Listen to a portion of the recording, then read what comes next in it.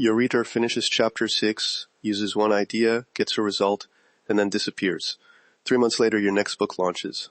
But that reader has no idea it exists. You did the hard parts. You wrote the book, published it, and earned the purchase. And then the relationship ended at the checkout page. That is the quiet leak in so many author businesses. Welcome to the 22 Lions Podcast, your daily blueprint for writing, publishing, and profiting from books. Today, we are fixing that leak with a practical system for turning one book into an owned reader audience. Exactly. A retailer can help you make the first sale, but it does not guarantee the second one. You are hoping the recommendation engine remembers the reader and hoping the reader remembers your name. Hope is not a funnel. And the answer is not to chase every reader with louder promotions. The answer is to offer a useful next step, ask permission to stay in touch, and then earn attention by being helpful. Your book is an asset, not a hobby. Here's the lion's truth. The best reader magnet is not the freebie that attracts the most email addresses. It is the smallest useful tool that helps a real reader move forward and tells you what they may need next. That is the Flywheel.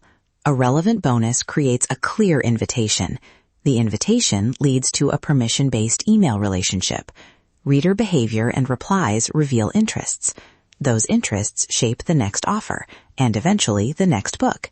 Here's the exact system, and we will keep it practical. Start with a question readers naturally ask after finishing your book. What do I do with this now? If your book teaches freelance writing, the reader might need a project pricing calculator. If it teaches meal planning, they might need a printable weekly template. The asset should extend the book, not summarize it again. Wait, back up. Authors often hear that and immediately think, I need to create a huge bonus bundle. 10 templates, a video library, maybe a private community. More is better, right? No, that sounds generous, but it can attract people who want free files rather than readers who need your method. One focused tool is usually stronger. Ask what the reader can do with it in the next 10 minutes. If the answer is unclear, the magnet is not ready. Fair. I would use a simple quality test. Would I feel comfortable selling this separately or giving it to a paying client?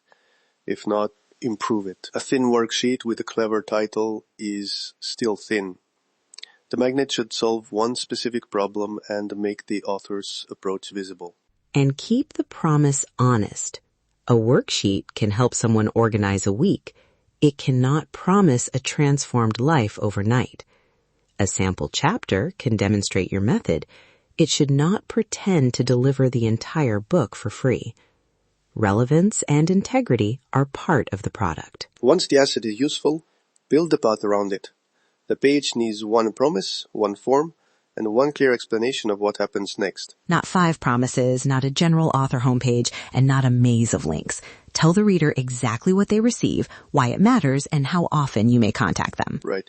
Then use a reputable email platform, clear permission language, and a visible unsubscribe option. The delivery email should deliver immediately. Thank the reader, provide the file, explain one way to use it, and set expectations for the next message. Trust starts with a working link. A reader-friendly page might say, get the 5-minute weekly planning worksheet. Enter your email to receive it, plus occasional practical notes about planning and productivity. You can unsubscribe at any time. Simple, transparent, and connected to the book. Not a newsletter, a tool. That distinction matters. Then the welcome sequence earns the next moment of attention. The first message delivers the resource and gives one quick application. The second reconnects it to the book's central transformation and answers a common objection. The third invites a relevant next action or asks a focused question.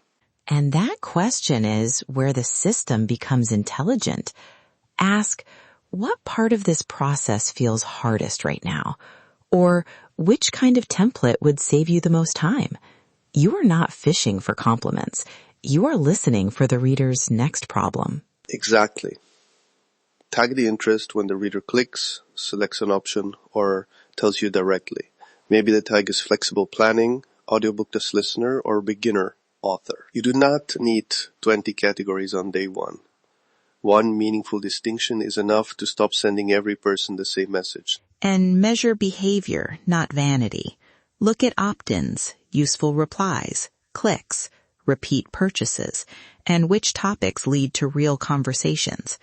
A large list that ignores you is not automatically a healthy asset. Let me make this concrete with Maya, a fictional productivity author.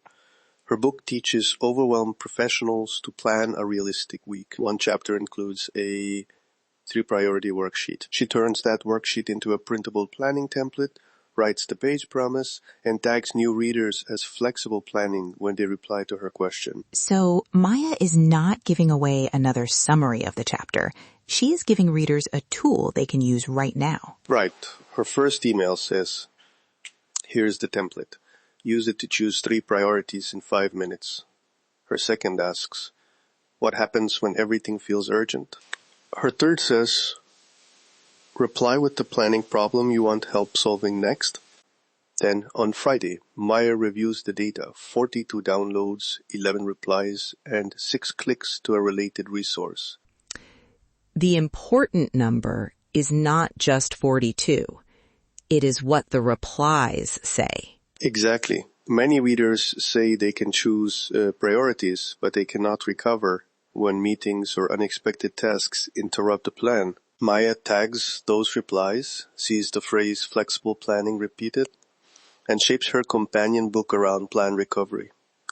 The magnet did not just collect addresses, it revealed the next useful promise. That is the real flywheel. Book, useful tool, permission, conversation, insight, better offer. And the offer might be another book, an audiobook, a workshop, or professional help, but only when it fits the reader's demonstrated interest. One caution: keep review requests separate. Never make the bonus conditional on a positive review, and do not use follow-up messages to pressure people into ratings. The reader chose to hear from you for a useful resource. Respect that choice. Yes, permission is not permanent permission to send anything you want. Honor the promise on the sign-up page, follow applicable privacy and retailer requirements, and make leaving easy. Quality compounds more slowly than clicks, but it compounds more reliably. You can build the first version in 30 minutes. Choose one existing book. Write down the question a reader asks after finishing it. Create one asset title, one honest landing page promise, and 3 email subject lines. Then choose one metric and a day each week to review it. And do not wait for a perfect funnel. Build the smallest version that delivers real value.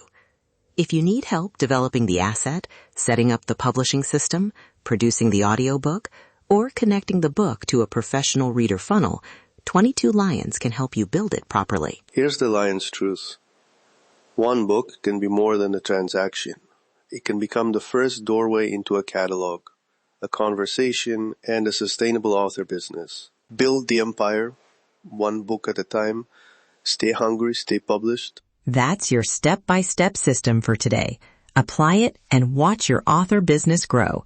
Choose one book, create one genuinely useful reader magnet, give readers a clear and respectful path to stay connected, and review one meaningful result each week.